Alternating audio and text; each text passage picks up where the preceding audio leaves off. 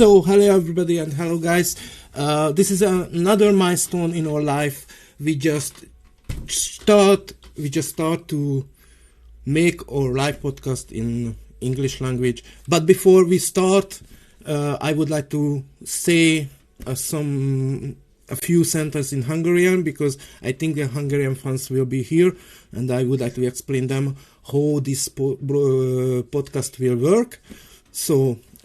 Sziasztok srácok, el fogjuk kezdeni, itt van Nikolay és itt van Bazsi is velünk, el fogjuk kezdeni, annyit kérünk bennetek tőletek, hogyha lehet, akkor angolul kommenteljetek, és legyetek szívesek azt megérteni, hogy ez nem az anyanyelvünk, nyilván próbálunk angolul normálisan beszélni, de alapvetően nem az anyanyelvünk, ha belehibázunk, legyetek szívesek. Mi is emberek vagyunk, tudjátok, hogyan működik ez, plusz ez az első alkalom, hogy angolul csináljuk, úgyhogy most vissza is váltok angolra, és akkor angolul üdvözöljük akkor Nikolayt, és akkor a Bazsi is itt van velünk. So, we are really proud that someone who won the WERC2 categories in Croatia can be with us and accepted our invitation in this podcast. And of course, Bazsi is here as well. So, hello guys, good evening.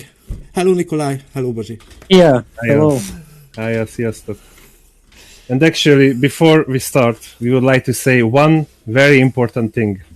Because although there is no question why so many rally fanatics are cheering for you, but I would like to add, I believe in all gamers' name that especially the Richard Rally community is so fucking proud of your achievements, man, which are visibly based on your attitude, heart and desire to push the pedal to the metal. So man, you are doing some crazy jumps and maneuvers, and yeah, so let us welcome you among the Hungarian rally fans. Thank you. And congrats on your Croatian event, as Gabika mentioned. Where you collected the second consecutive win in WRC2. Are we right? Because I think the first one was in Finland, maybe 2019. Yeah, in 2019 also was Sardinia in 2022. Yeah, 2023 was nothing. So yeah, maybe I would say like third one. But I would say this is third one, but it's like proper win. Yeah, like domination. It was a proper fight.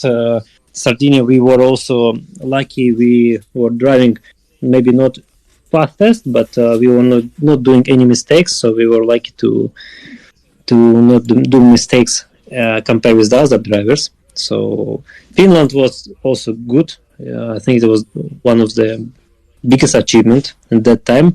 And now I'm quite proud of the Croatia, because the whole rally was on a pushing mode, no time for the rest. Even with the small mistake, we have the good time overall, and finishing with the big gap. So I'm quite proud of the Croatia. It went really, really nice. Yeah, and Gabika was also there. As you know, Rally Tourist is literally everywhere in every event, which is, let's say, manageable to visit. Am I right, Gabor? Yeah. I try to be everywhere, because I'm a big rally fan, and I think if someone deserves it, I'm a really big fan of you as well. So let me say that actually the Rally Tourist, I respect you, because we can see that you put everything on the stage what you can. Thank you. I really respect also your effort because I know how difficult to watch the rally, especially in these places where you need to go much earlier. Yeah. So I can imagine that you're waking up the same like we are before. Or not sleeping. Not sleeping. Definitely not sleeping. Yeah, but I guess during days you have some fuel to not sleep. Yeah. Which helps. Yeah, it's really hard this time because the WRC, especially on the WRC event, you have to be there at least 3 hours before the start. So you have to find your spot, you have to find everything. Actually, we can take our time, but we have to be early there. And actually, Bazsi, first question. Yeah. This is my habit. Let's say that I usually open the history book. So let's start with some basics. Like, how have you got connected with the rally at all? What was your first memory as a person in connection? Because as I know, maybe I read it somewhere that it didn't mean to be rallying. It's correct. Normally, I have the father who starts to rallying quite late ages, and after when he retired his career, he give this chance to my brother, the adult one, and my brother was quite successful, but in one moment he has some issue with his health, and he was not able to continue this rallying. And this moment, I was still at school, and never thinking to go in any rallying, and even I was not thinking to go to autosport at all, because when I was a child, we been in a big accident with my mother and brother, and after that I have some psychological barrier which not allow me to sit in any kind of vehicles, like even the trains, which are making the loud noise. So I was really not thinking about it, and I was quite good student at school. I liked the engineering stuff, and I was not really thinking to go any racing. I was thinking to produce the engines in the future when I will be adult, but definitely not to be racing. And when I started to be like 16 or 15, it started to be like pubertat period. And I started to like the karting and etc. And even we tried some small races in indoor karting with my brother and our friends. And I was not slow, and I was progressive, quite nice. Okay, but there was not big level, in indoor karting. It's not super professional, but still, it was quite easy to be on the top levels. But this habit explains your engineering approach. Like you always set up your car, even in the game. I mean. Somewhat Yeah, I think that in the game it just comes with the experience. But for sure, I think we will come later to this topic. But the Russian-Burst Rally is quite good, also philosophy of setup wise. So yeah, when I started to do the karting, we decided with my family to do the professional karting and mix it together with the circuit racing. So I was quite successful in both of them. Not all the time winning, but in the circuit racing, I started to win quite fast. The only where was difficult, it was Italian and European Championship in Clio Cup. But it was my first year, new car, and you need to understand the philosophy of the car for sure. But it was a big experience to drive against the European champions in the circuit racing. And after, when I was even thinking to try the Porsche Cup, because we did 24 hours of Dubai. Oh, what are you then in this time? Yeah, with the brother. I was thinking to even continue in the Porsche Cup series, but in that moment, it happens with my brother with the health, and the father asked me if I want to try the rally. I say, okay, let's try some small races, but I told straight that I'm not the big fan of the rally, because for me it was just scary, because the circuit racing it's interesting, it's kind of fight between each other, but you feel safe because there's still the speed traps, safety zones, and you're not afraid to crash. It still can happen, but it's not happen so often. Yeah, but it's a bit weird. It's a bit weird to hear from you that you were afraid, of having a crash while you are driving in a rally car. Yeah, it's like total opposite. Yeah. When I tell you now, I will say it's really like how the person can change in 10, 8 years, especially when you are young. So, and I tried this rally, now it's Rally 4, but in that time was R2 cars, the front wheel drive. We started in Latvia because the team which we started to use was located here, and also I live now in Riga. So we were doing the local championships here. From the beginning, I was not even listening the co-driver, so I have no base at all. And all these first years, we were just teaching me how to drive the rally, how to listen the pace notes, and still I was not really open with the car to push, to not afraid the trees and fields, the places where you can crash. And I think on the second year and the last races, I started to be really more faster and faster, starts to fight for the win in the local championship. And after that, we tried even rally R5. It's a rally 2 cars. This Skoda on the Tarmac race. Yeah, we tried this on the some Switzerland race just to see how the car is working. I cannot say it was successful because I was thinking it would be easy because I like Tarmac and I started a career in Tarmac. But the rally is completely different compared with the Tarmac driving and with the circuit driving and the Tarmac rally. It's completely different. So I was not able to fight really good, but it was a nice experience. And after that, we just start to switch smoothly to R5 car. And from that moment, normally I just using the R5 cars. I think this from that moment just ERC, and after we switched in 2019 to WRC, and this was the big moment where we switched to WRC because it's completely different level of drivers, completely different level of preparation, and mental pressure is much more. So I would say we should step on the WRC championship much earlier because it's teach you much faster. It's much expensive also, but compared with ERC, it's not that big difference. But I have to stop you for 1 second just to get back to the chronological point. So you let's say maxed out the R2 for 2 years. You arrive to R5 where you say that it's actually very fast. You have to use all your skills, and it's one important question from our perspective. I think that you said that you were circuit racer. I think you still touching iRacing or playing with it.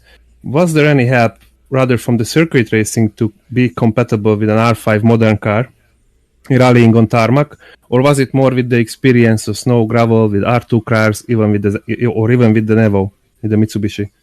So which was which was more helpful?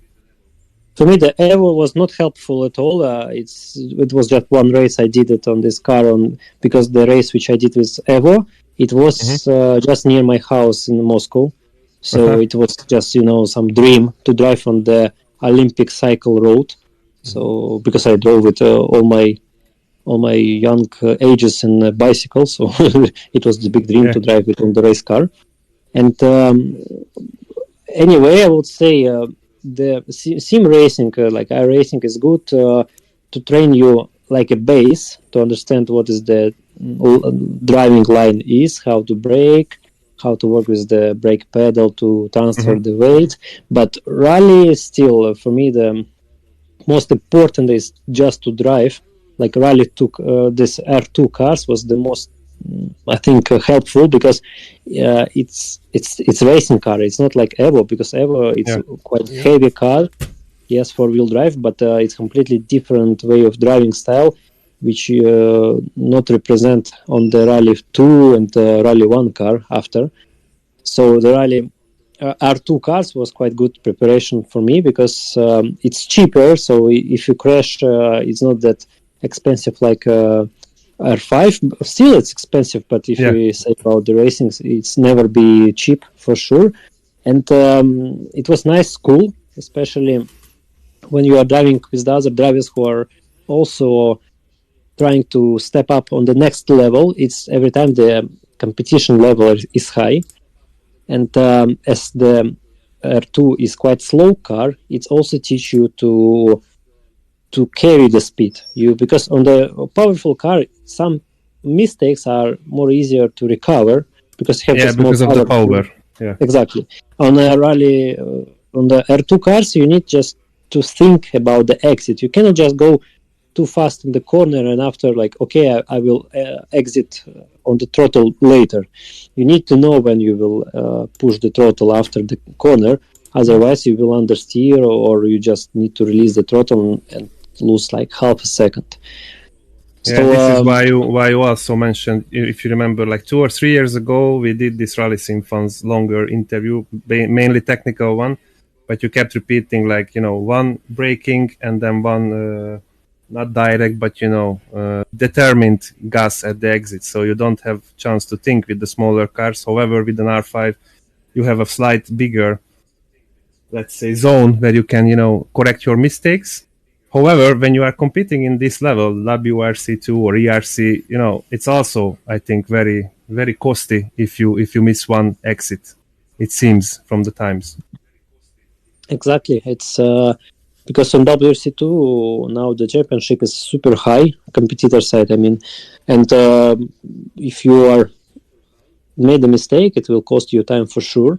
And this is where you need to improve your driving style a lot. This is why I was saying that it's really important to step up on the WRC championship quite early as possible, because you have 300 kilometers of stages where you need to push. It's not driving slowly like people were thinking in the past, that you can lose the first day, but after you can recover. No, now it's different. If you are losing the first day, you might not able to win the second and third day. Because, I mean, sometimes play with the tires as well.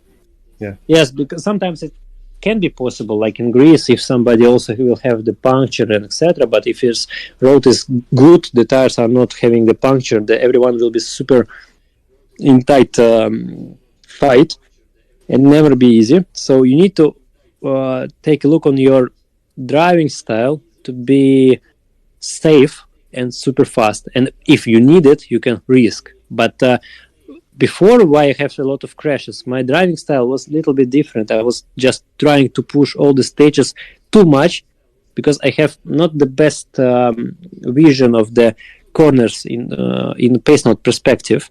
And the problem was I was young and want to prove to everyone that I can go faster each corner, and that's why sometimes it was finishing with the big crashes. But when you are in WRC, nobody are watching. Are you win this stage? Yeah, the side results. Yeah, the special stage. Yeah, I mean, you can win the power stage in the end of the rally, but you are lose 3 minutes. It will nothing. And your weekend is going to be nothing. Yeah. So exactly. It's acceptable. But your target to show to factories that you are able to drive fast, constant, and finish. And if you need, you are able to fight also until the end. Yeah, but on the other hand, as you mentioned that you try to push very hard. I mean, now I have a couple of questions, but I try to organize it in an eatable way. Let's say that you crashed, but we never seen that you become slower in it. So especially, for example, in Barum 2019, when you crashed, this bridge, or I don't know what was it. You came out from the car and you said that you were on the limit. I didn't see nothing afraid or nothing in your eyes. You exactly knew what happened. You touched the limit and you learned from it. And the next time, we never seen you crash like this again. So, if you have the background for it and you have the attitude, I think maybe it's not the worst idea to go like this. Because if you check it from the other perspective, like let's do some stupid comparison. But now you are still young. But in the last 2 years, we have so freaking young world champions that you make yourself think like, okay, so am I old to do it or am I not? Like you have to reach your limits, I think, and it's true in every aspect of the racing. I don't understand the question itself. What is yes, like going to the limit or reaching it, which ends up with a crash, actually makes you stronger and puts you on another level. This is what I was trying to. Yeah. No, it's correct. If you're making you have two options how you can reach the level. You can go from the lowering the speed, which is also a good option, but it costs you the time. If you are super young and you have the time, you can do like this. You just driving on your pace. You have the testing day where you are reaching the really, really fast pace, because the pace which you are doing on the test normally never happens on the race, even on the second pass, because still on the testing you are super precise, you know where to brake and etc. You know the exact speed, but in the race never be like this. So your target, one of this way, the target to drive the rallies with your pace, where you feel safe and confident. Not like safe, because still if you are safe, you are slow, but you understand what you are doing. You feel everything is under control, and it will also work, because day by day you will increase this limit to the one moment. For sure, anyway, crash can happen because you can just slip in one corner where you was not expect the dirt, for example. So you need to understand that crashes, it's normal way, and you need to have it just to not afraid it, because one day if you start to afraid of the crash, you will never push. So if you are not, crashes are helping just to understand that there's nothing really bad in this. For sure, you don't need to crash heavily, like to have any health issues, but this is where like you need to understand where you can crash heavily when you cannot crash heavily. That's why when I look, for example, some onboards from the stages which I drove in WRC, and there's like really scary places near the cliffs or like really scary one, and I was like not pushing hard because I also understand if I do mistake here, it will be quite hurtful. That is the end, yeah. But yes, and after when I look the onboards from the WRC drivers or WRC2, is nobody are pushing this place, so it's quite normal that everyone is afraid in dangerous places.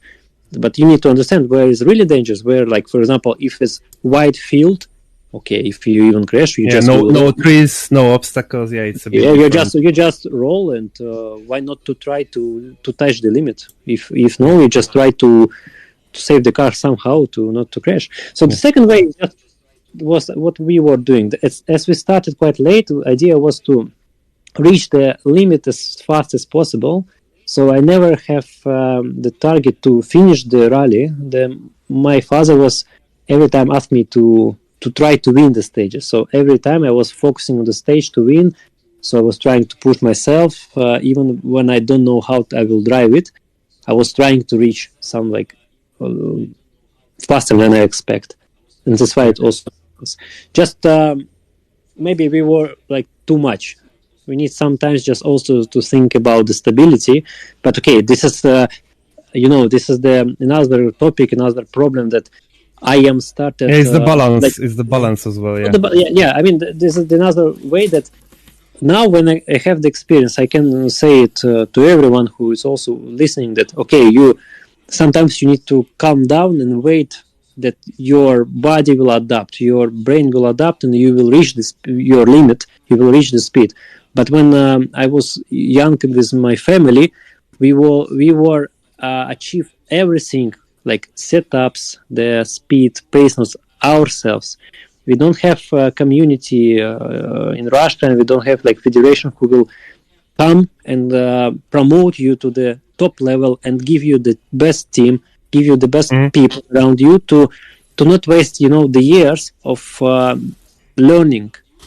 This is where the big difference compared exactly like with the France, where you have this yellow jackets, or not jackets, yellow something, where they are taking the best drivers from all the French people, like Sébastien Loeb, Sébastien Ogier, Johan Rossel, and they're taking from the competition side the best drivers. So they are paid just €100, for example, making this contest, and after they are picking for the Citroën, for example, and give them opportunity to drive. They teach them how to drive. They teach them the paces, like academy or something. Yeah, exactly. And this academy is really help you just to step this 2 years of learning. Yeah, to skip it. And sorry to interrupt you. Just one thing, as you said that you have to accumulate your body and slow down sometime.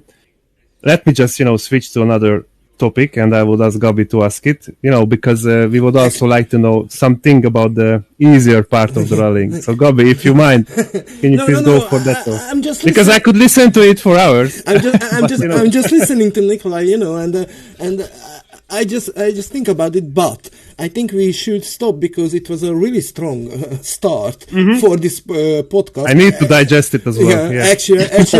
Actually, we just throw away our plan. So exactly. Now it's free form. Actually, I would like to check our audience and the comments because we have to relax a bit. Every comments, hi. Szegvári Bence írja, good to see another rally sim fans plus real event driver in the podcast.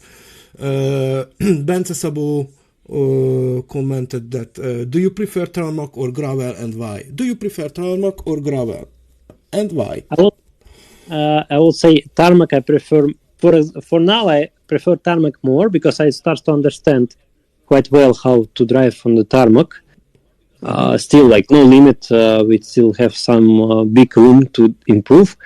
With the gravel, I prefer fast gravel. I don't know why, but maybe because I started in Latvia, there's a lot of fast sandy roads, and I really feel safe on the fast sections. This is what is also strange, that I was like, as I thought in childhood, I was afraid of everything, but now for me, the as dangerous road is like more faster with the more like high speed. This is where I'm strong. It's quite easy to see even on the splits when you have the stage with the fast and slow section. But I don't really like a slow section gravel, like really slow gravel. This is only the stages where I'm not like fastest. Okay. Sometimes I'm good, but I'm more struggle with the setup wise. Because pace notes feels good, but sometimes I don't feel that this is what I want from the car. This is what I'm now working on. I even work it on with the simulators, because this is the way where I can save some time of improving my driving style. If we talk about the tarmac, just one question pop up in my mind. You just said that this time you have to be really precise on the tarmac. You have to be really careful, and as you said, you just starting get some knowledge on tarmac. What do you think? Actually, the emotional part much more interesting for me. Can you enjoy the race and the event on tarmac if you have to be really precise? I mean, this is very precise. It's not going with this, with the tension, because what you are saying, it's tension. When you are precise, your tension, you're super focused, your body is focused. Yeah. Okay. Yeah, but this is not about the tarmac. It's the precise. It's when you are feel the car. You're still playing with the car, but I mean the precise on the tarmac. It comes like you are just follow the line. You're doing what you hear from the pace notes, but it should comes with the flow. Like you're sitting at home in a rally simulator and you feel safe.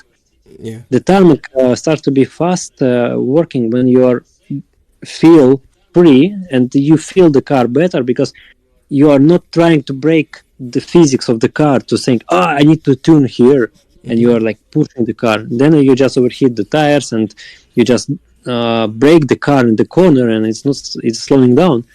This is the way where you need to trust the car and feel flow with this. For sure, it comes with the knowledge of the car, with the experience itself, also with the good setup.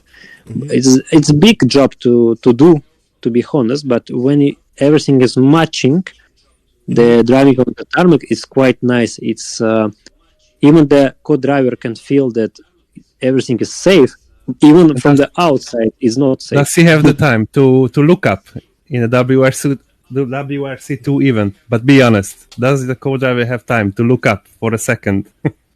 Depends on the stage. Like in Croatia, my co-driver was maybe only on one stage looking on the road, because there was some straights. But for sure, if you have the good pace notes, which are quite informative, and there's a lot of information, then normally he just feeling it by his ass.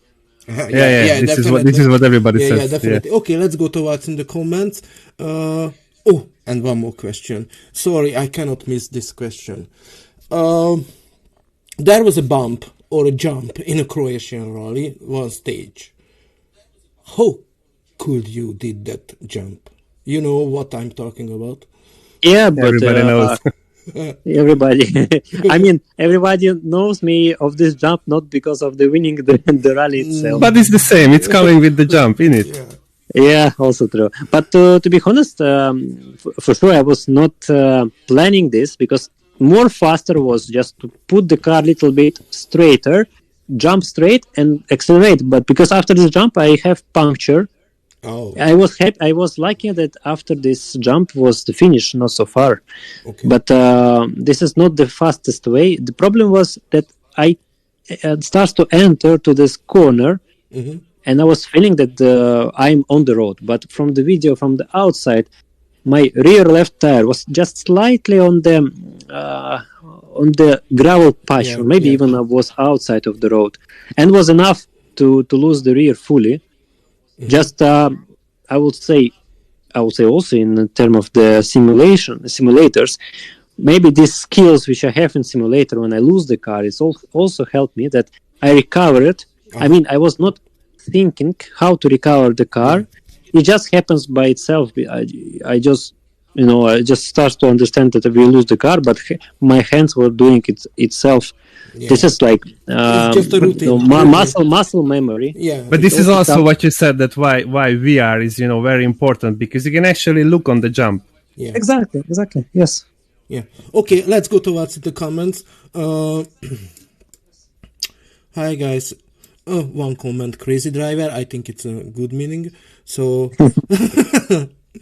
so there is Hungarian comment. Roland Unodik asked it, do you have good memories from Hungary? Difficult to say. Like I've been in Hungary quite a lot. I like the Hungary itself, especially the Budapest was really nice when I've been there. But unfortunately on the rally, when we have the ERC, I won the rally, but they disqualified me because I was not stopping on the Herzig when he has the crash. Yeah, I know. Because for me it was not clear, because when you see the driver which is just showing you to slow down, because the moves which he showed me was just to slow down, not to stop the car. But the problem is it was also true that on the rules you need to see both of the drivers. Like driver. I didn't saw the co-driver, and they just disqualified me because he needed the medical. But I didn't know that I didn't understand from the drivers that they need some help, because they just told me to not go fast. And also, if you see the videos from outside when they have the crash, the driver was walking around like nothing happened. If I will need the medical assistant for my co-driver, I would like jumping around, the people. By the way, how it goes, I mean, when such accident, let's put it in a bracket, or, whatever, you don't know at that moment if it's serious or not, you just said it. Do you listen to your co-driver, like go, or you would make this decision on your own? No, when it happened in Hungary, I decided myself, because it was on the stage on the quite a lot of information, and co-driver was not watching on the roads on this moment. So I just saw the driver, which was for me looking okay. Just show me, because when you're pulling your arms down, you just show to slow down. If you are showing the big crest by hands, normally it's just you need to stop. There's the problem. Yeah. So after that, we were also discussing a lot with FIA about these rules, and now it's quite clear. So if you don't see the two drivers, you need to stop. And the sign. Yeah. But and sign for sure. But from the other hand, if you remember Croatia, maybe first year of Croatia, when Oliver Felberg was in fire with the car. Yeah. And Thierry Neuville just passed the car with the 180 km/h and didn't slow down, and this was okay for everyone. So there's it depends, I think, on the situation in it. Yeah. It's every time will be exceptions, Okay. Gabi, sorry. I just found one other comment. Sorry to interrupt you. Yeah. Because I see one comment from Norbit Szekmány, who is actually another competitor in Hungary. You can read it. Okay. So there is a discussion on the comment section about your fight from the last year against Rasta. In Hungarian. In Hungarian language, that you cut the corner, Russell won the Monte Carlo, but Norbit Szekmány, He's a Rally 2 champion in Hungary, Rally 2 category champion, not Rally 2 car champion. He asked it that what are the basic differences between the different manufacturers' Rally 2 cars, based on your experience? So we can see that you almost try every RT. Literally everything, yeah. Yeah, literally every cars. Which are the differences between the cars? I would say they are different, everyone. So the R5 cars, I think. The Rally 2 R5 cars. Yeah. they're the same. Rally 2, R5. Yeah. Just the rebranding. I would say. Yeah, rebrand, yeah, facelift. I mean, mainly they are different inside for sure. The engines are having different philosophy. Some of them are more better when it's high RPM. Some of them are better on the torque from the low RPM. Everyone have different gear. What is a rate. high RPM in an R5 car? Highest. What I mean, in an R2 it's like 8,000, but in R5 I guess it's not. 7,300 as I remember. And every car have different philosophy of kinematics. If we take a look, for example, the Region Burns Rally, where we have Rally 2 cars, it feels like the cars are the same, because Yes. I think the physics of these cars were taken from the one model, like one chassis. Yeah, In and even real the life- setups you can put to any.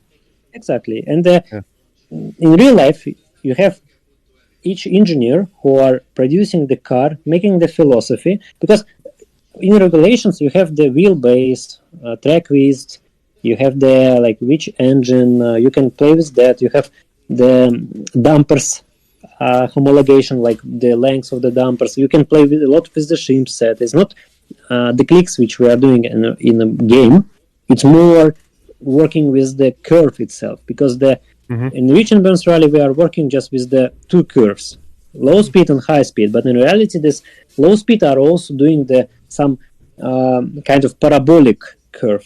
This is where shim set is working. So we are doing each car have different kinematics. One of the car are rolling a lot, and you need to compensate with this anti-roll bars. One car can roll less, so we can go with the more softer springs and anti-roll bars. And all of these cars are different. And for example, like Volkswagen, he have different feeling because they are making the philosophy of the weight transferring. The all parts, everything are more centralized in the center of the gravity. So each part, when you will see, it's made to be more closer to the center of the car, so you have less inertia, which also By the helps way, to work. sorry, just regarding this setuping, let's say. So now you have these experiences because, as you mentioned, almost all of it you tried at least once. But if you roll back the time and you didn't drive all those, you just sit into one R5 car, is there any difference which a normie can feel? Because what you said is quite advanced level of understanding the car, I would say. Like if you just sit in the car from the street, do you feel any difference? Like simply put, or is it more or less the same? You mean from the street?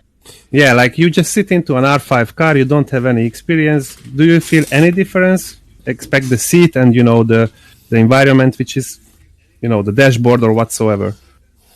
I mean, But if you compare with another R5, correct? Yeah. Right, you just sit in. Yes, for sure you will see. But I mean, you will feel all the difference. I just explain how these differences are affected by what it affects. Yeah. But for sure, some cars will affect it like more nervous. Some of them are more lazy. Some of them lazy but having the good grip. Some of them are like really easy to turn, but on the fast it's more nervous. So they are not the same. It's clear. Yeah. And Because even the Same but different. Even the steering pump, it's kind of make the feeling different. The car, but it's just the steering pump which are making different feeling. And it's enough to feel that the car is not like you expect, for example. But if you have to choose one R5 car, which was the best for you, what would you choose? No, I would not really answer this question because Okay. I will say for the moment I will say it's the Citroen Okay. because as a Citroen driver I like Citroen, you know. Yeah, okay, I see your point. But actually, what you said, every each type of R5 car are good, but you have to find the right setup for every each car. It's to even though for each conditions, it's every time you are working with setup because it's a lot of depends of the surface, a lot. Okay, let's go towards in the comments, and after we get back to the plan. So, actually, sorry, I cannot pronounce this name because there is a Russian Russian fan. Wow, you and Kostya do miracles in Croatia. Pleasure to watch you. Bojsa Herceg, Dominic, I wanted to say that and as I heard some more people as well, absolutely love your Tarmac setup for the Fabia Evo in RBR. So thank you very much for it, and many congratulations on the win in Croatia. Yeah, thank you. I think I will do soon not soon, but maybe on this week for the Citroen for the gravel also. Yeah. But for Tarmac, yes. I mean, this we can speak later if you will take the topic about the advanced level of analysis. Because I also have something to say about these setups. Okay. Yeah, by the way, in connection, sorry, just one more comment from another sim driver, which I think many people asked, or you even thought about it, like how much different is to drive the Sea Heron if you compare it, for example, with the Fabia. Did you have to touch your driving style, or you could just go swiftly with it and set your car up to yourself? Like, did you have to change your reflexes, or I don't know how you said it before, like everybody has the you are sitting in the car, it's yourself, but the car is also reacting on you. So did you have to change your style a bit to the Citroen compared to, for example, a Skoda? For sure, because this was the problem for me on this Monte Carlo this year, why I lose the race in Sunday, because I made the car to drive more or less like the Skoda in 2023, where when it was high grip road in the Sunday, I keep the car how it is, because on the Skoda I will not do the changings because there's the different kinematics of the car. So when we drive the high grip roads, I drove the quite soft car, and with Citroen it was difficult to drive. You just start to lose on this rolling effects and etc. So this is the way when you need to adapt your driving style, your philosophy, that you need to drive different on this car to make it more different way of the setup. Because on Skoda you can drive soft car, you just need to drive to understand how to drive soft car. But for example on the Citroen in Croatia rally, I played a lot in iRacing just to prepare, because iRacing was more closer for this type of driving on this car, so I need to be like the circuit racer. And here was the difference, for example, of the driving. So I need to adapt. Still now, for example, as for preparation for the Portugal, I also noticed that I cannot drive the car like I used to drive with the Skoda. So I need to adapt my driving style. But this is interesting. It's good that sometimes you need to do it. It's not about driving one car all years. You need sometimes to understand how. A couple of Hungarian rally drivers, for example, the 2 times champion, I think, Ferko Vince, is also a fan of iRacing, and he still believes that it's giving you more feeling of the car than, for example, any other game. But I believe it's also based on the tarmac and what you said before, that you have to follow the lines. Yeah, but I will say the iRacing, I don't like the physics itself. For me, it's not super realistic. I would even say straight, I don't like the physics in some places of the racing. But the competition level in the racing is make you much stronger, because also to be fast in a racing, you need to be really precise with the brake, like super precise. And even in real life, everyone who are driving in real life in GT series says that it's working strange in the iRacing. Like everyone says, Assetto Corsa is much better if we compare with the real life. But in iRacing, you are really evaluate your feeling with the brake. It's also helped you after in real life because you start to focus on the braking, like to be smooth, to work with the weight transfer. Because now in Assetto Corsa you can brake hard to the ABS, trail brake, and it's fine. But in iRacing you cannot just push 100% of the braking. You need just to keep all the time the not too much force to not overheat the tires. There's like it's not sometimes too realistic, but it's just good training. Because for me, the simulators are still like the training tool. Okay. This is what they meant to be, by the way. Okay. Yeah. One more question. You mentioned that the setups and the experience is really important. Have you got any experience from the last weekend for the Portugal WRC event? Yeah, we have some experience, but still we need to work. I'm not 100% convinced with the setup, so we will have some training before Portugal. So I hope I will find everything what I need, and we will try to do good result. Yeah, because I just checked, and I was really surprised that after Croatia, 1 week later, you just started an event in Portugal, and actually Johan as well, and I think many pilots, many drivers who will start on 2 weeks later on the Portugal events. I just checked that you finished on the fourth, I think, if I remember well. I think so, yeah, but I was really not taking a look on the result because it for us was big training. So we were all the time of each service are changing the setup of the car to understand how it behaves, and we were not really comparing. I mean, we were different settings with you on all the time. So after it for us was easier to see what he likes on the car, what I like in my setup, and after we just save the time, because we were doing. He'll go in one direction, I go in another direction. After with the Citroen, we just collect all datas and decide what we do for the big race. Sorry, just one last question, and really this should be the last now in this module, let's say, of the broadcast about the cars, because in Hungary, quite not a lot, but because there are not too many R5 drivers who were able to try Citroen and Skoda. But the question of mine is, why do you think, next to the fact that Skoda has more parts, let's say, or the fixing of the car, so why Skoda is more acceptable or more used than any other cars? Because whenever we heard from Hungary, whoever sat in Citroen, they were not able to compete for the first places. Do you have any simple opinion about it? Like what can cause it? Or was it just mainly because Skoda started the whole R5 concept sooner?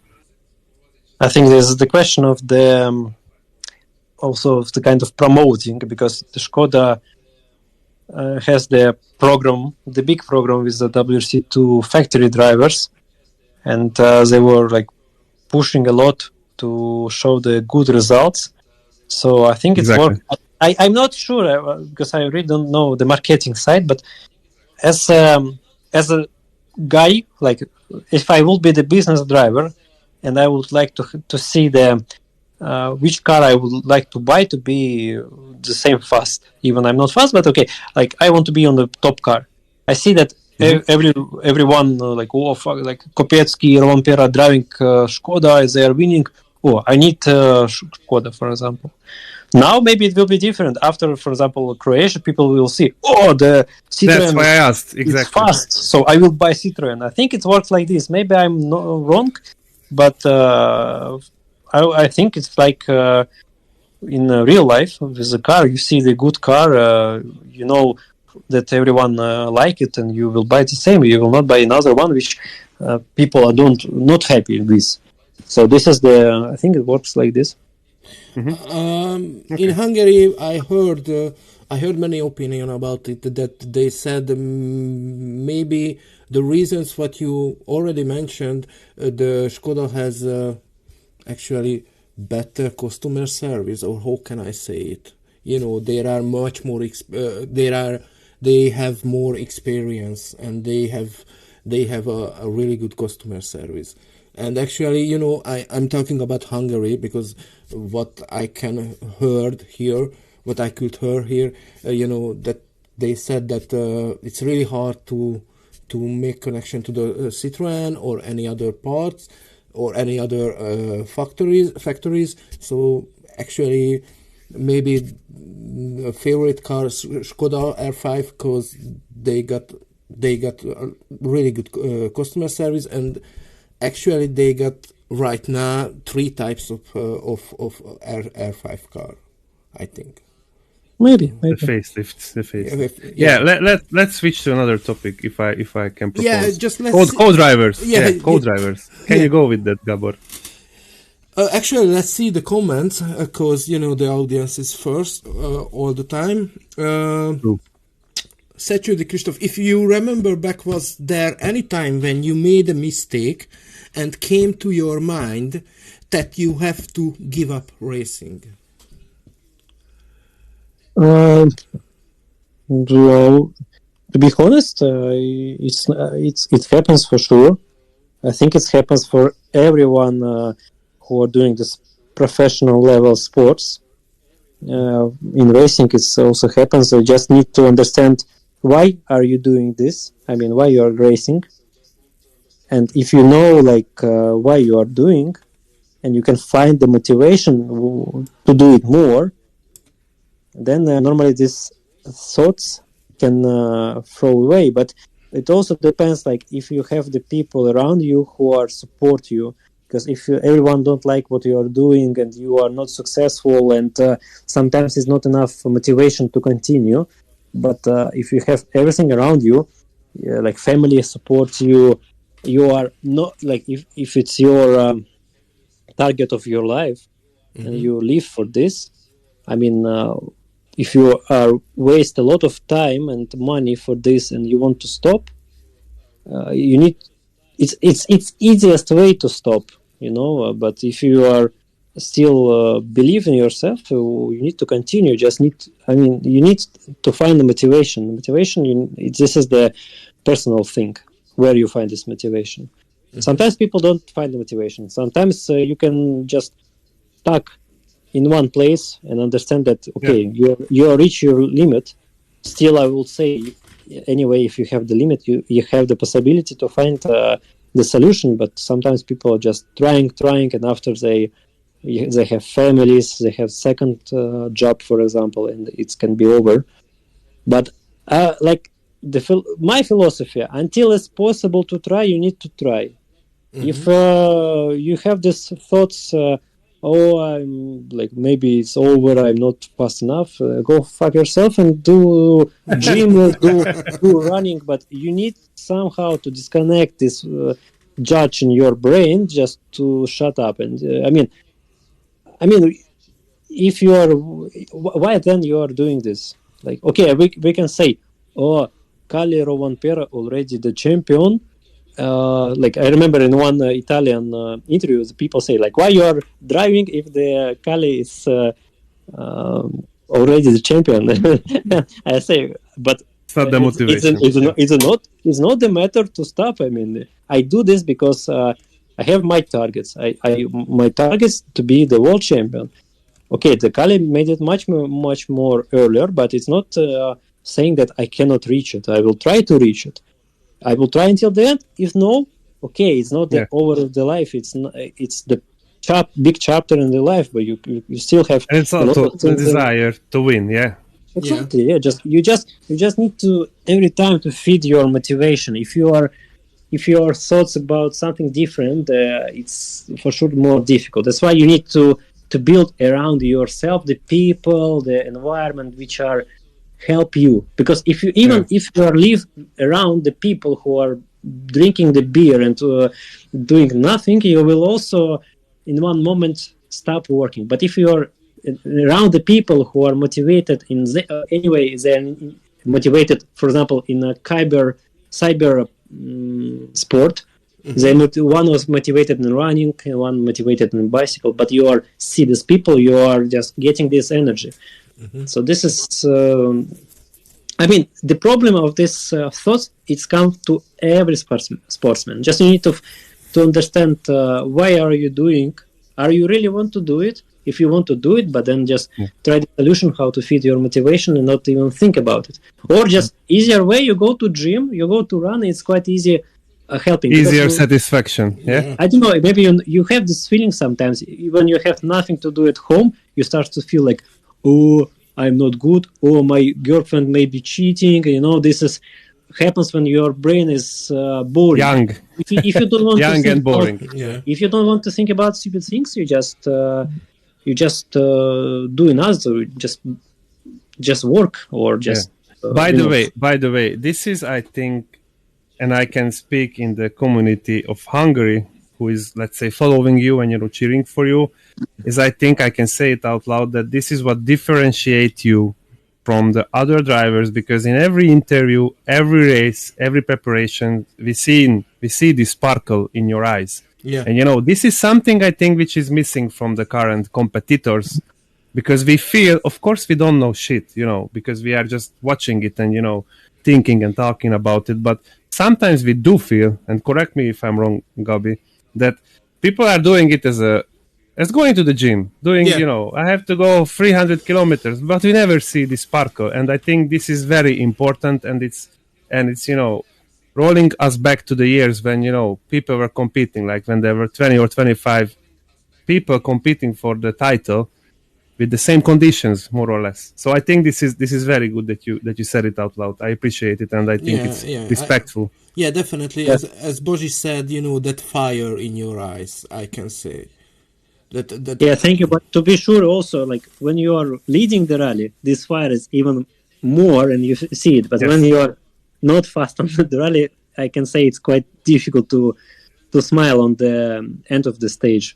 But when everything has worked like you are wanted, for sure, you're just motivated more. Like the cemetery stage, you understand that everything you've done for preparation, it's work, it's paid off, and you just feel more motivated.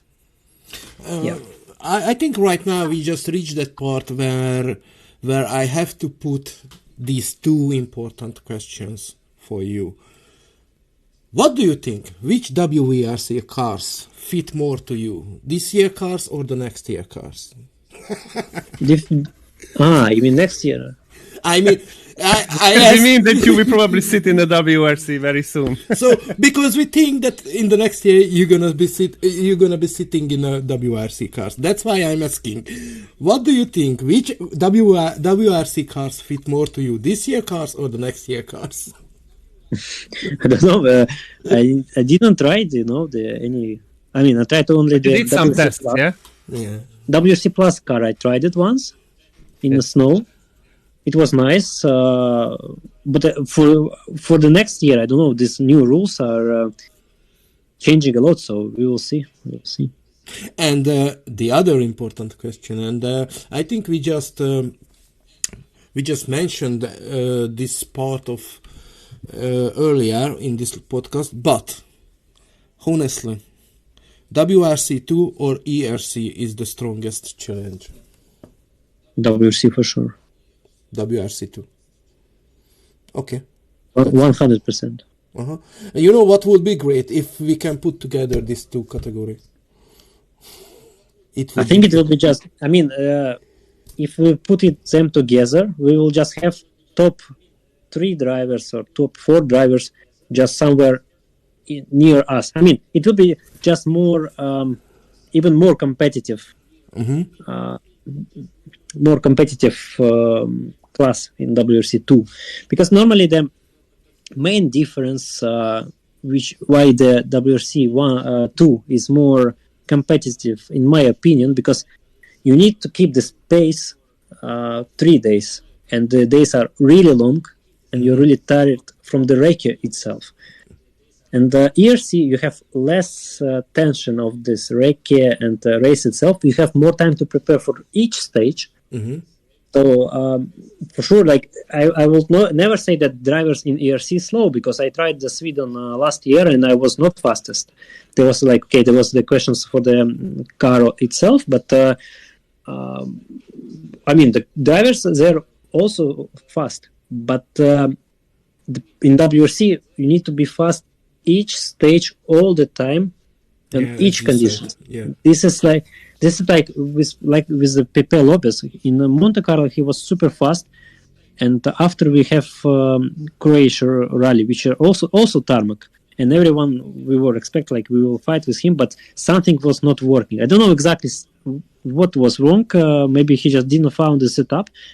But this is how why this championship is more difficult, because it's not about one race; it's about the all races. Also about the amount of super specials, yeah. Like it's more than any other competition. Yeah. Also, I mean, also the length of the stages, because exactly. I know in ERC now also is quite long, but in the past I don't remember like we need to drive 35 or 50 kilometer stages, but in WRC it's quite demanding when you are entering it for the first time. Mm-hmm. Yeah. I found another comment. Yeah. It's again from Norby. How important is diet and training between your races during preparation time? How big effect does these factors have you on your performance? Okay, it will be not fast, sorry. It's a quite long topic, but I will say. You don't have any short topic, so it's okay. Yeah, because there's no small things. No simple accent. Yeah. Exactly. So I will try anyway to do it shortly. So the mainly why we are doing the physical things, because normally it's clear for the driving you don't need any physics. You have power steering, you have everything. So why you need the physical part?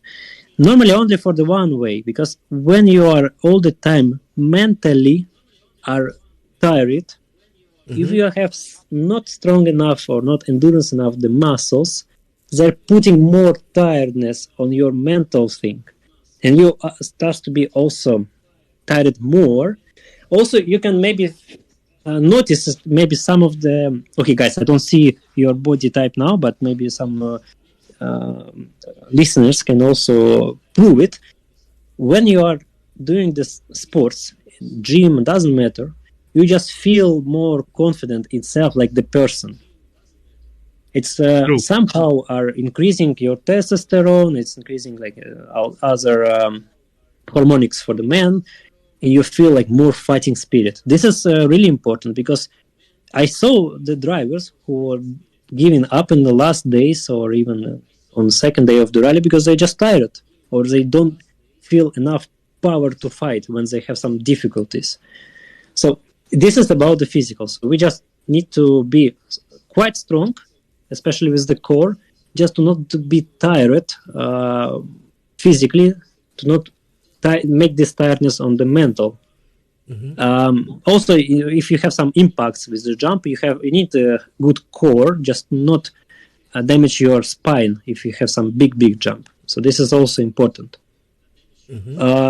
Also, why physical things is good, especially not like bumping your muscles, but doing some coordination, the elastic things, like body feeling. Because mainly what you are doing on the rally is you are taking not information from the steering wheel. You're not like, it's not like sitting at home in simulator, because in simulator you are focusing, you're upgrading your eyes with your hands. You see the road and you react by hands, and hands are taking all feedback. But in real life, you're taking all the feedback by your ass. So you react more faster and everything because you feel the car. So the better feeling the car, it goes from the better feeling of the body. So you can be, I mean, the good drivers can be also good surfers, good ski riders, the snowboard riders, or this gymnastic people like Sebastian Loeb. This is why they are good, these drivers, because they feel the body perfectly, so they can feel their self with the car in the space, how it works.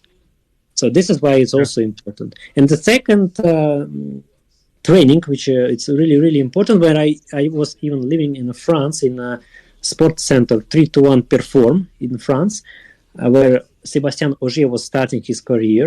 There's the place where we are testing the mental training. So this is the brain training. This is also important because, I mean, you can be good in mathematics, in physics, and etc. But the rally itself, it's multitasking.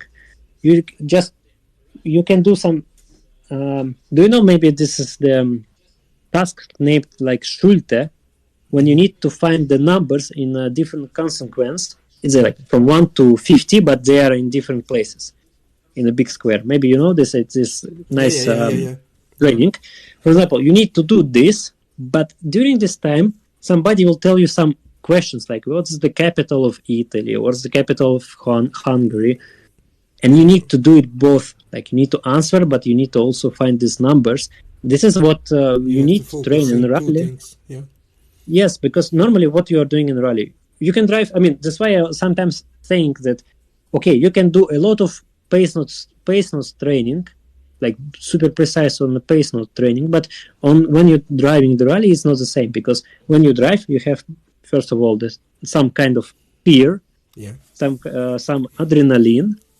You have information from your co-driver, and mostly you have information from your eyes to analyze where you need to steer, when you need to brake, where the dirt can come. So you need to react on the dirt, so you need a good reaction. And all this time, you need to listen to communicate this information to represent the line which you need to build. Yeah. That's why also we work a lot with the co-driver when he need to tell me information, because we have the rule. If I on the braking, I don't need any information from the co-driver, because when I'm looking for the braking and braking itself, I don't need information. When I'm finishing the braking, he can tell me, because my brain is already decide if I will go in the corner or we are not going to corner.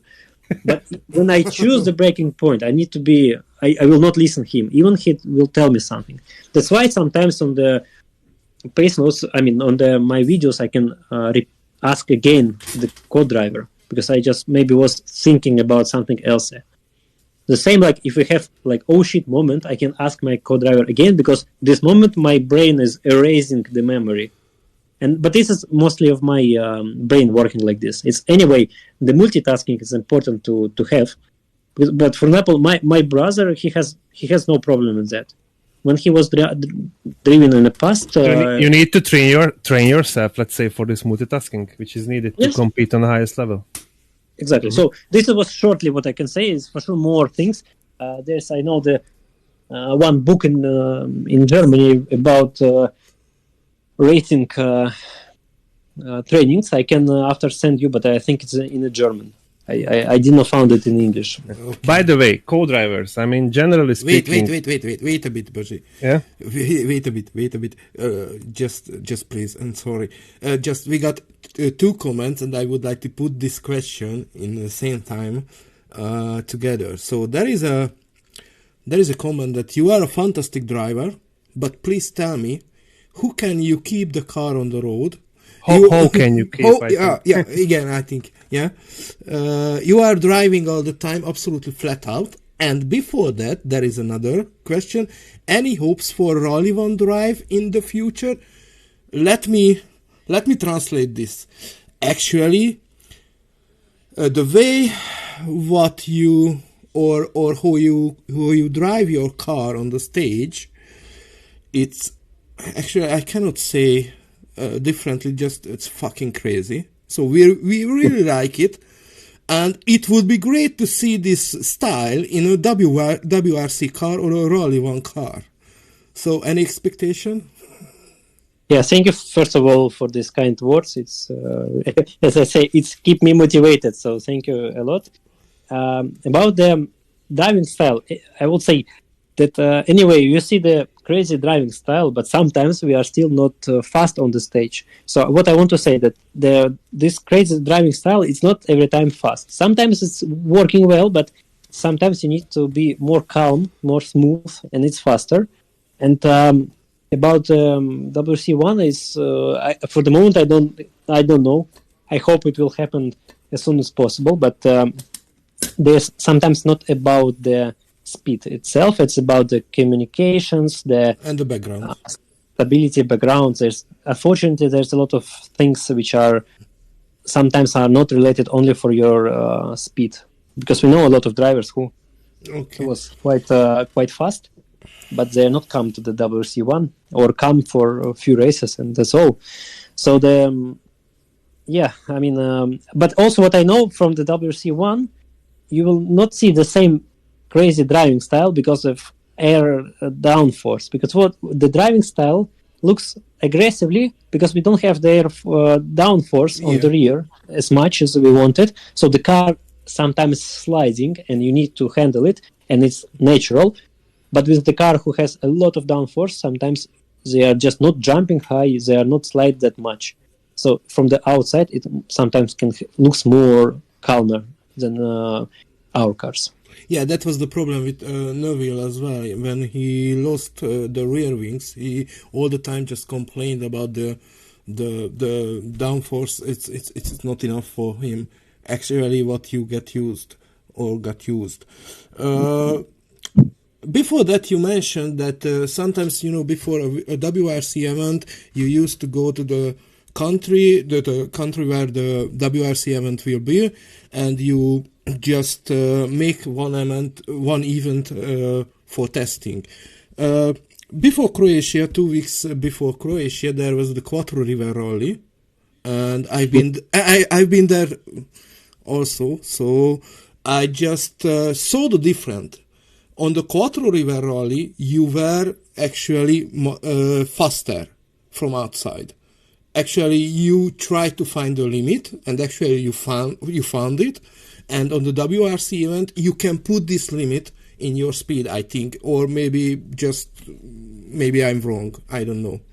No, it's fully correct. On these small races, you can try to risk because you don't have this pressure that you need to finish, you need to do this. You're just trying to find the setup. You are pushing, you're checking how the car is working. You know where's the limit. And during WRC, you're just little bit slower.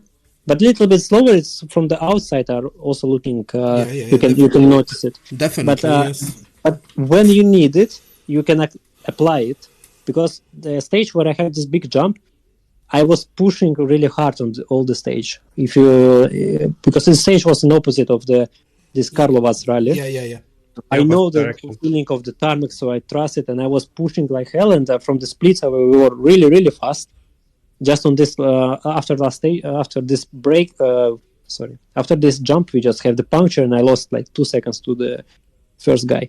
But you need to, on these small rallies, you need to try the limit to understand where is the limit. Okay, Boji, you can ask. So, I just want to, highlight some of your, colleagues, let's say, because we are talking about how fast you can drive, how good are the setups, how you are reaching the limits. But somebody is sitting next to you, as you already mentioned. And as we check your, stats, let's say, 50-50, you had two main co-drivers, Fedorov and Yaroslav and Alexander Konstantin. Mm-hmm. How do you meet those guys, and how important the personality of a co-driver to you? Yaroslav, we met because when I started the rallying, we just made the not advertisement, like the ad in a Russian community, in a rally community, that we need a co-driver for the young guy who will teach me a little bit of how it works and etc. For sure, not teaching me the pace notes because I have the father for this. And Yaroslav was my first co-driver who was with me like all difficult moments, I will say. So we were good friends, and still is. And after COVID, I decided to break with him and to try the new co-driver, who was my gravel crew this time.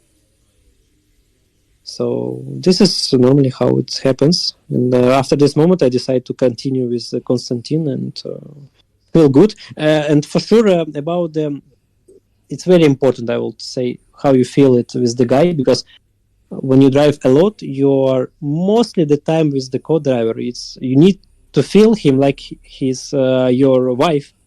Otherwise, it's not a joke, but one day you can really hate him because just annoying.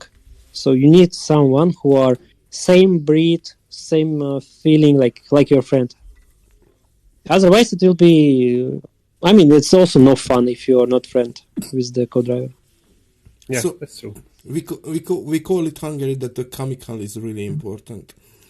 A chemical connection. Yeah, the chemics. Yeah. Chemics connection. Yeah, chemics. Exactly. Yeah.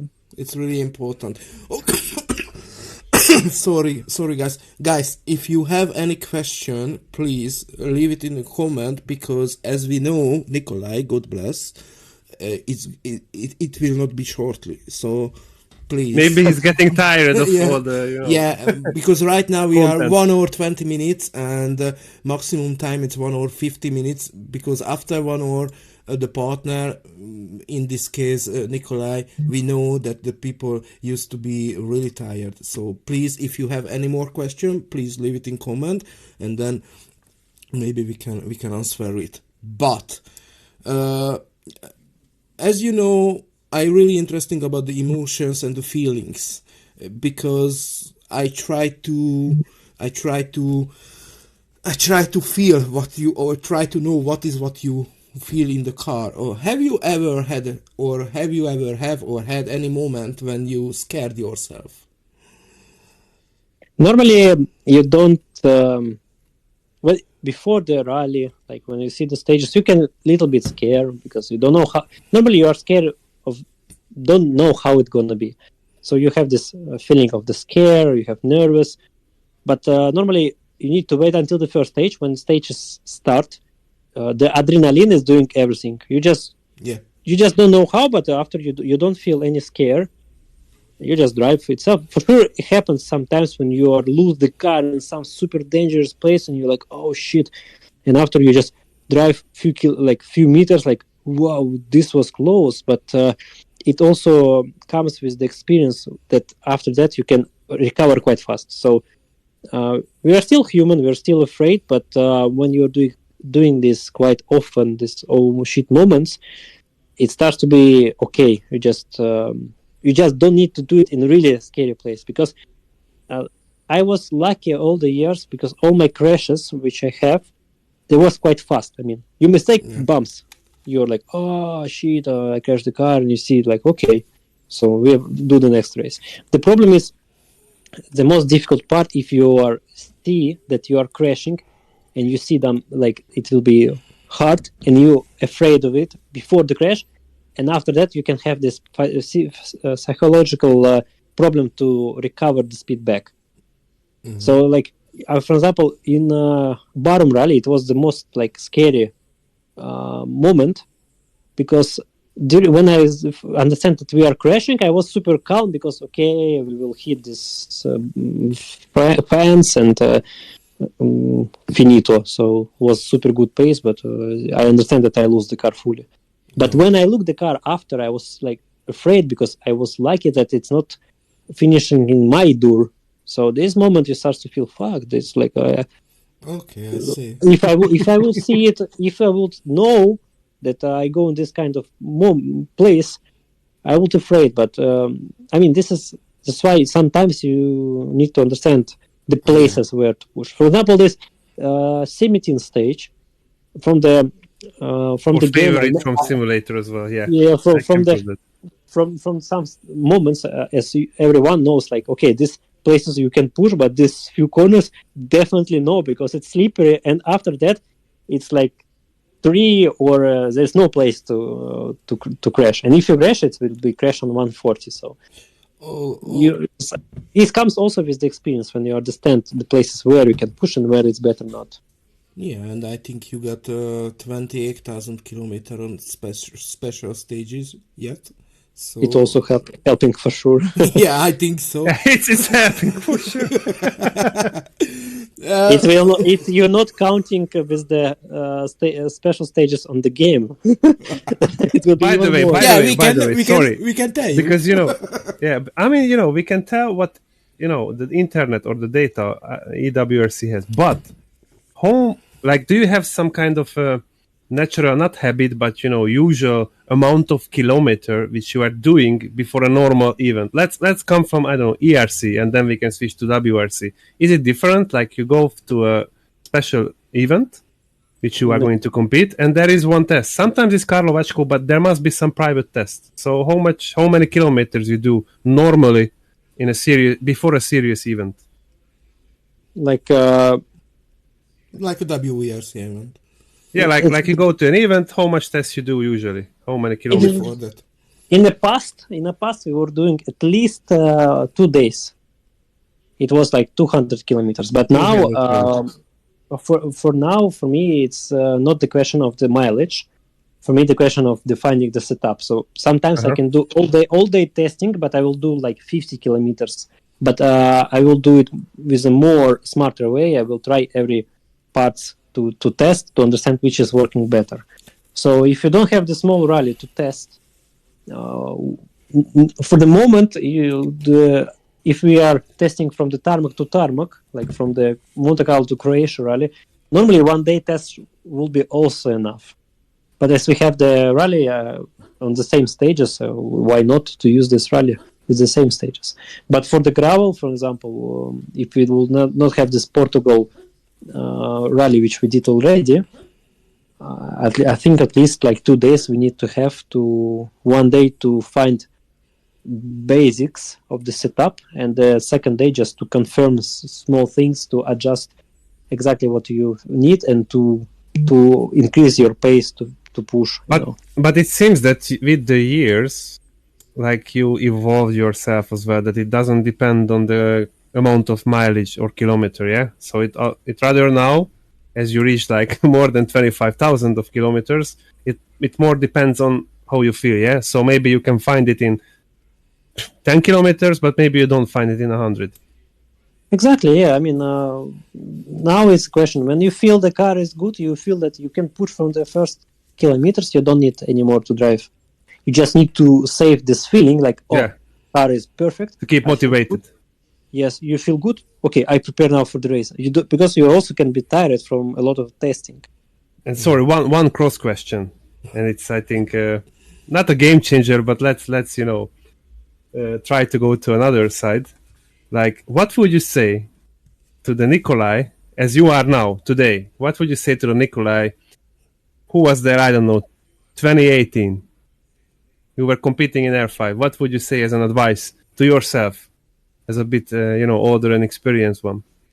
I will say that for sure, first of all, to be calmer, not to show to everyone from the first stage, to show to everyone that you are the best. Just be more patient, but mostly to focus not only on the driving, because in the beginning, you need to drive a lot just to know how to drive fast. But mostly you need to. I can approve that. Yeah. You need to spend time of the driving in a proper way. Like if you drive one setup 100 kilometer, you will be good on this setup. But you need to understand how the car works.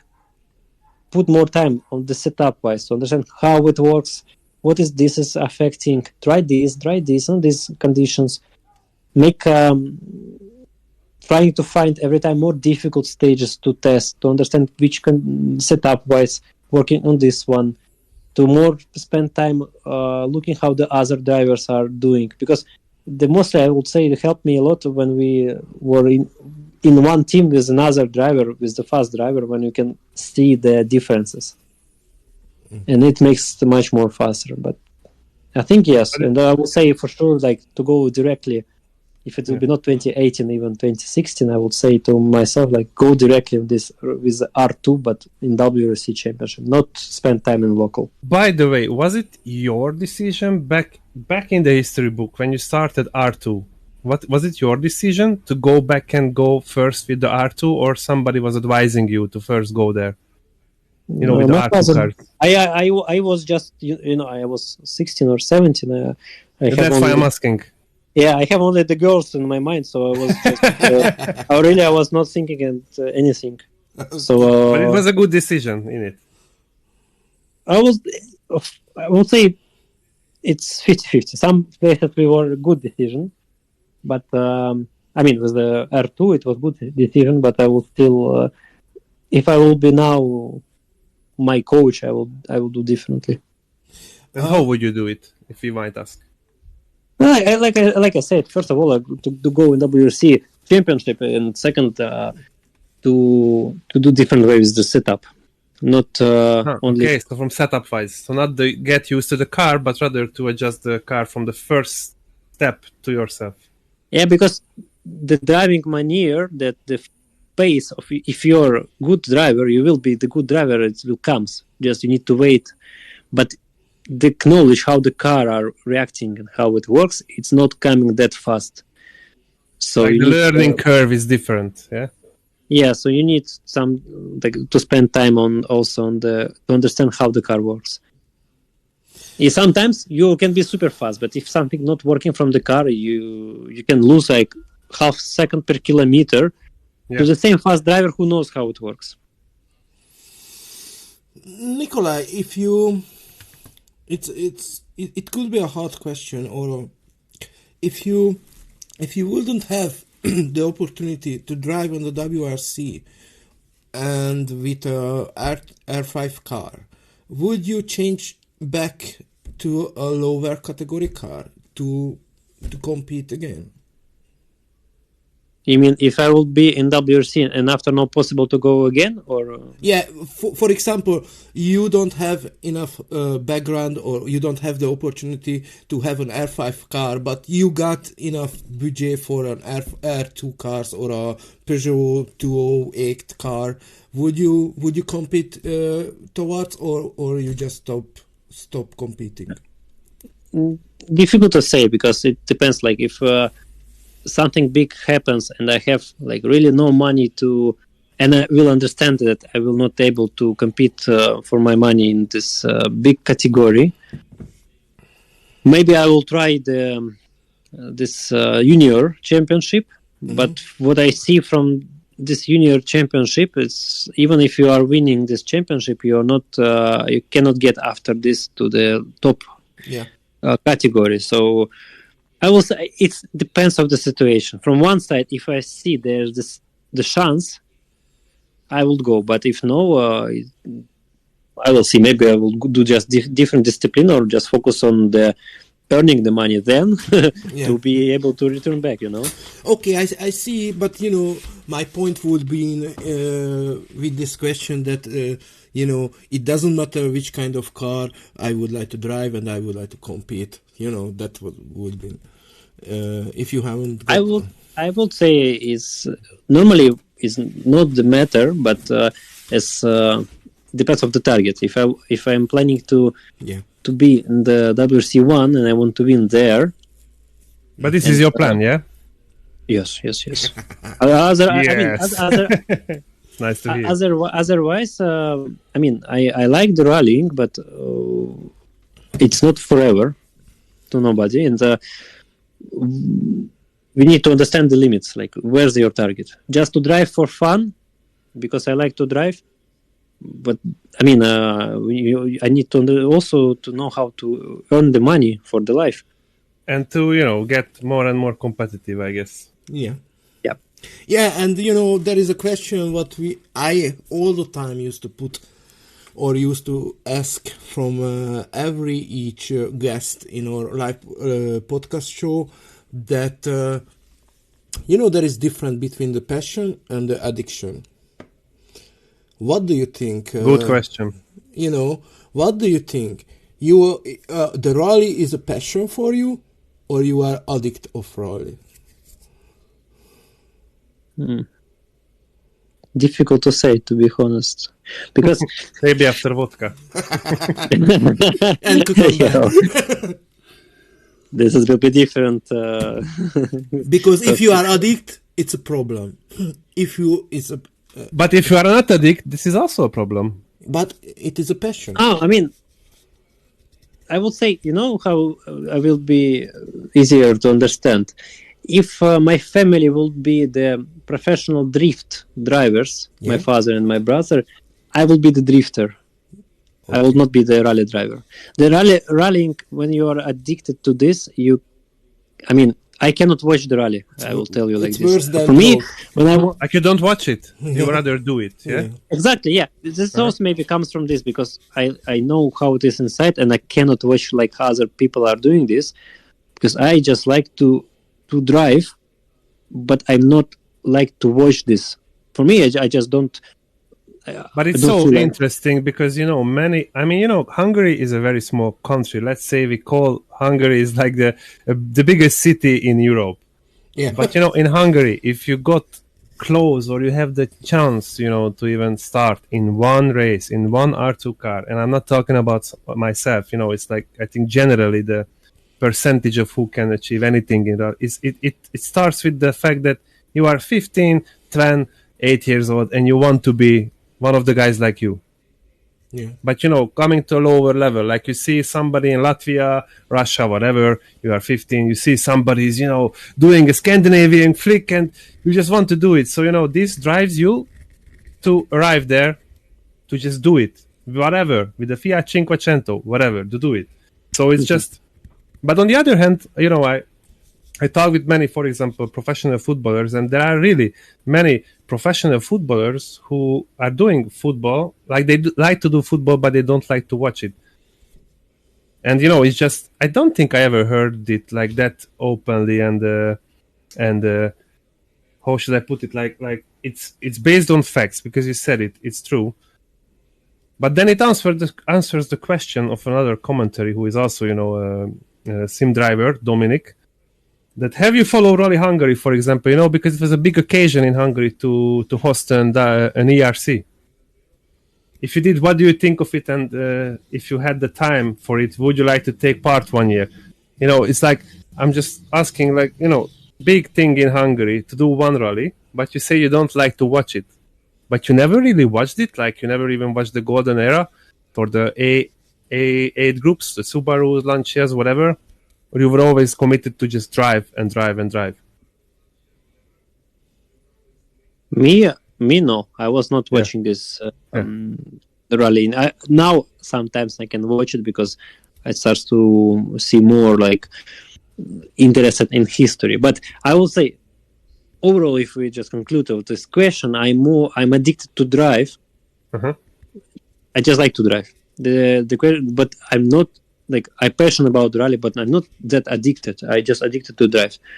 Okay, I see. As I decide the way to do in rally, I'm addicted to the result. You know, okay, I see.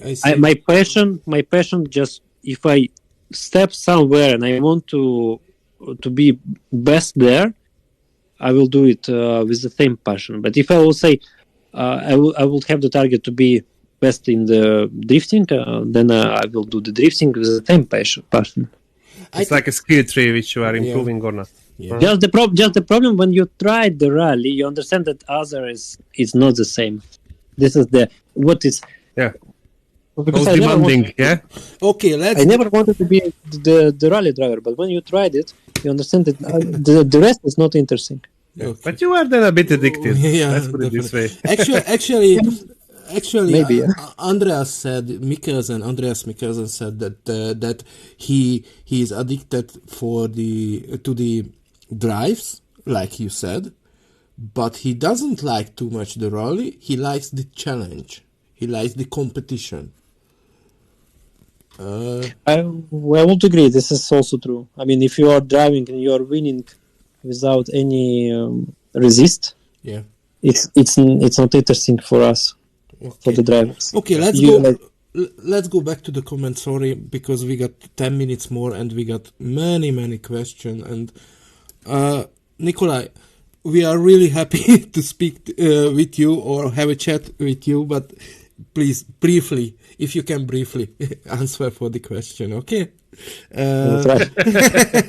The time zone are approaching. Yeah. So let's say, Szegvári Bence, what is your expectation of Vodafone Rally in Portugal? That is just around the corner. No expectations, because it depends of the setup which I will find for the car. I would say I'm positive, but let's see. The rest will show how we prepare. Okay, very good interview. Congrats to rally fans and good luck, Nikolay. Good luck, Nikolay, in the future. Thank you. Have you followed that was already read? Personally, which is the most challenging, most complicated rally in WRC? Why? Boros Zsombor. I think the Japan is quite complicated because it's super twisty stage, and never saw the more twisty stages ever. I mean, if you drive in this Pirka in Japan in Richard's Rally, but you can imagine you have the stages like this on the tarmac, 20 kilometers long, no stop, just right two, right left two, right two, left two, like this in the forest where it's dark. Okay. What do you think, Christoph Secsődi, what do you think, what will be your legacy? Well, can you tell me legacy? It's like future child? Yes, I don't remember English. The translation. Heritage? No, how to say this legacy? Legacy. Yeah, like what would you give to the future after 50 years? Who the guy will the people remember you? What will think about you? Years, yeah. What will think about you in the future? What do you think? For the community, I don't know. Yeah. The community. For community, for sure, I want to show to my Russian community that we are also can show the pace even without the support of the federation and etc.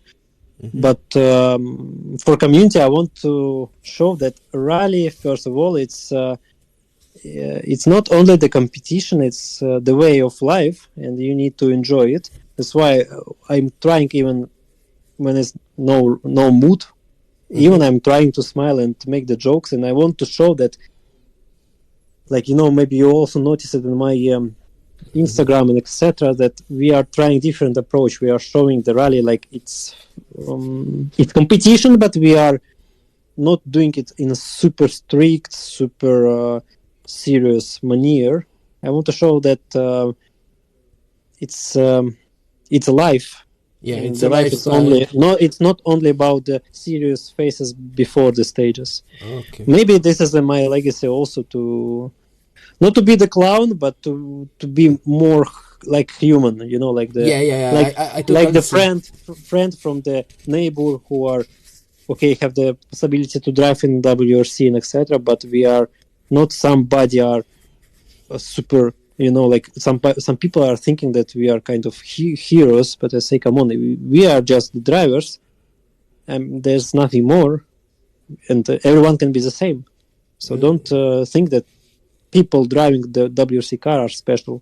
Everyone's special. Just the question of the quantity of driving and possibilities. In one way they are really special, but they are human as well as we are. Do you have a special test car for the tests and small rallies, or I think it will be that the point that you using a different car for testing or before event, or you got the same car each time? For the chassis, yeah, with the chassis. In the past, we have when I was doing with SRT team, we have the test car, which was good to use because we can crash the car and before the rally to not have any issues. Now, from a long time, I am not using the test car. I know the factories are using the test car, but just to be better from the budget side, we are not using it because we are not going that fast on the test. We are trying to focus on the testing of the setups and not just to showing who is the fastest on this test stage. For sure, you can make the mistake and crash the car, but then it depends how hard you crash. Because if you had having the hard crash in a worst moment, you can just lose the car and not able to prepare for the rally. So in the past we have it, but now no. This is short answer. Okay, and the Bulgarian fans wrote that, and I love that cat Cheburshka helmet. Cheburashka, yes. You like the fancy helmets, yeah. I'm sorry. Yeah, it's a really nice one, I think. Okay, another one. How do rally drivers feel about the anti-cuts? They are becoming a standard on asphalt rallies, and as a spectator, I think they ruin the rally feeling. No, I would say they are not ruining. They are still the rallies where they are not on the stages.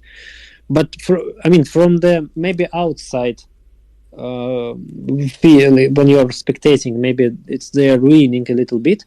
But for me, the anti-cuts are sometimes helping, because if we're take a look, sometimes first car on the road can be much faster than the car number 10 when it's already dirty road, like it was on a Friday. Changing conditions, Croatia first day. I think the Neville was fast, but also he has the better road conditions, so he has no dirt. So sometimes it's just not fair also, and you cannot do nothing without it, just making the anti-cuts. Sometimes there's a lot of anti-cuts in the stupid places where I would say this is something where the people who are doing the anti-cuts should take care. They should have the experience of the rallying to understand where they can put it more, where it's really needed, and where it's better to not have it. But in Croatia, overall, the anti-cuts was quite okay, I would say. I remember but Hungary rally, when I drove it, it was disaster, because it was anti-cuts made by rims, and they were not in the cuts, they were on the road. Yeah. And it was narrow road, and it was even more narrow with this anti-cut. So depends how they put it. If they put it in the proper position, it's good, but if it's just on the road or not in correct place, it's just disturbing. Okay, so last question. And from me or from the commentaries? For the commentaries. Okay. And Damir Pilat also wrote that hope you got the RSF t-shirt we left you in Monaco Service Park. Again, which shirt? RSF. I don't know which kind of shirt is that. There is a comment RSF. No, I remember I have stickers with RSF, but I don't remember the t-shirt. Okay, they left it in Monaco in the service park. Okay, let's go forward. Last question. But maybe this guy can write. It was this year. Yeah, I think so. Okay. Damir, please write it which year, and it was this year or when was this? Maybe I'll ask the team. Maybe they bring it and didn't. Okay. Peter, what car? Just not Peter. It's Balázs, but yeah. No. What car do you use for recce? Vodka. What? No, not vodka. What car? Vodka. What kind of car? Okay. Now we are using GR Yaris. Mm-hmm. The Belgian team are giving to us, but in the past we were using with the Talksport Skoda Scout with Octavia, and in the past I was using the Volkswagen Golf 4x4 diesel, and for me this is all these three cars are good. I tried it Subaru, but I don't like it at all. I don't know how. Sorry about the Subaru fans, but for me this is super difficult to drive. Maybe to drive fast, yes, but I don't understand to use the race cars on the recce, because on recce I want to focus on the driving line, on the meters and of the vision of the corner. But on these race cars, when you are sitting on the race seat. You need to switch the gears. It's bumpy, it's loud. You're not really focusing on the line. You're just focusing how to drive the car. Sorry if I offend the Subaru community. Okay, so guys, thank you for the comments. This is gonna be the last question, and Boji, please. Yeah, Yes. just really one more thing, really the last thing, because you previously mentioned that as you evolve as a driver, as a person, whatever the skills we can put next to each other, you said you need less mileage, to reach the status of the car which you feel comfortable. Does it mean that you play less simulations, for example? Because previously we talked, just slightly, and you said that you still play Richard Burns Rally, but more with the, how did you say it, with the community of your hometown, to teach them, or you said something like this. Because I can't see you competing that much in the online sphere of Rally Sim fans. But has it changed anything, like the how you set up the car, how you are looking, very directly and impressively for the solutions with the car, or is it also a bit decreasing, like how much time you spend with Richard Burns Rally? For the moment, I spend more time with the racing. Sorry about to say that. Okay, it's okay. Because I'm training now more my braking style, so I need to focus on racing for this, because there's the good training tool. And RSF I use now with, why I'm using it with my small community, with my friends, because if I will take just to some small rallies with the open for everyone, it will come some guys like Bogdanovich and etc. who are not stage, by pixels, and it's not the rallying. It starts to be hot lapping. And then you break from the gearbox. Yeah, it's a bit different. Exactly. Yes. Yeah, and I'm trying to. I mean, if I just come and play the RBR, in one moment you just start to feel a little bit boring. So I felt myself like more interesting to explain to people. Also, it's teach myself to see the mistakes of others, and I give them the same setup. So we just drive, and after I can say them like how I drive. I show them my line. Yes. The idea is not we are doing the small rallies, but we are not trying to show who is the best on this stage. We are training this stability driving. You need to be fast and stability. And also because I felt when I'm doing these rallies in the Richard Burns Rally, I felt the same feeling of the nervosity like before the start. Because when you're doing the hot lap, you are super relaxed. But when you need to finish 5 stages, you understand you cannot do the same pace, because if there's mistake, you are off. And this moment you start to work also with your driving style to be same fast, but maybe my target to be like 2 seconds slower from the stage, not from the kilometer.